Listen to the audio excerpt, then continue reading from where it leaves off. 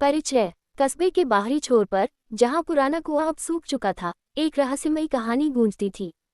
गांव वाले उस कुएं को भूतिया कुआं कहते थे। कई सालों से वहां अजीब घटनाएं होती थीं, खासकर कई लड़कियां उस कुएं के पास से गायब हो चुकी थीं। लेकिन जो चीज हर बार लोगों का ध्यान खींचती थी, वह था एक लाल दुपट्टा, जो कुएं के पास हवा में उड़ता दिखाई देता था।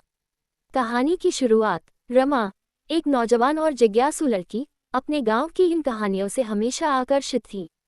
वह एक पत्रकार बनना चाहती थी और सोचती थी कि अगर वह इस रहस्य को सुलझा ले तो उसका करियर बन सकता है। एक दिन, जब सूरज ढल रहा था, रमा ने अपने दोस्तों को इकट्ठा किया और कुएं की ओर चल पड़ी।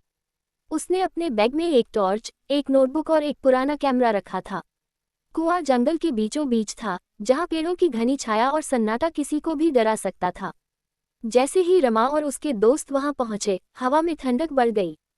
तभी एक तेज हवा का झोंका आया और रमा की नजर कुएं के किनारे पर पड़ी। वहां एक लाल दुपट्टा हवा में लहरा रहा था, मानो कोई उसे हिलाकर बुला रहा हो।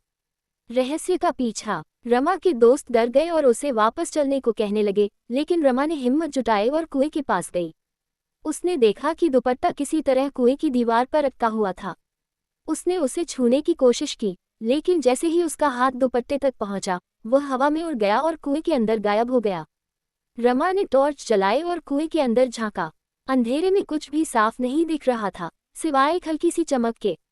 उसने अपने दोस्तों को बुलाया, लेकिन वे डर के मारे पहले ही भाग चुके थे। अब रमा अकेली थी। उसने फैसला किया कि वह इस रहस्य को सुलझाएगी, चाहे कुछ भी हो। कुएं का रहस्य। रमा ने एक रस्सी ली और उसे कुएं के पास के पेड़ से बांधकर नीचे उतरने की तैयारी की। जैसे ही वह नीचे उतरी, उसे एक ठंडी हवा का एहसास हुआ और कहीं से एक फुसफुसाहट सुनाई दी। उसने अपने डर को काबू किया और आगे बढ़ी। कुएं की तलहटी पर उसे एक छोटा सा गुप्त रास्ता मिला, जो एक गुफा की ओर जाता था। गुफा में प्रवेश करते ही रमा को दीवारों पर पुरानी पेंटिंग्स दिखीं, जो किसी अनुष्ठान की कहानी बयां करती थी। तभी उसकी नज़र एक पुराने ताबूत पर पड़ी, जिसके ऊपर वही लाल दुपट्टा रखा था। दुपट्टे के पास एक डायरी थी, जिसमें लिखा था कि गांव के एक पुराने जमींदार ने अपनी बेटी माया को एक तांत्रिक अनुष्ठान के लिए बलि दे दी थी। माया का लाल दुपट्टा उसकी आखिरी निशानी थी, और उसकी आत्मा अब भी उस कुएं में भटक रही थी, अपनी कहानी सुनाने के लिए। सच्चाई का सामना। रमा ने डायरी को अपने बैग में डाला और बाहर निकलने की कोशिश की, लेकिन तभी उसे एक ठंडी सांस अपने कंधे पर महसूस हुई। उसने पीछे मुड़कर देखा, वहां माया की आत्मा थी, जो शांत लेकिन दुखी नजरों से उसे देख रही थी। माया ने रमा से कहा, मेरी कहानी दुनिया तक पहुंचाओ, ताकि कोई और इस कुएं का शिकार न बने। रमा ने वादा किया कि वह माया की कहानी को दुनिया के सामने लाएगी।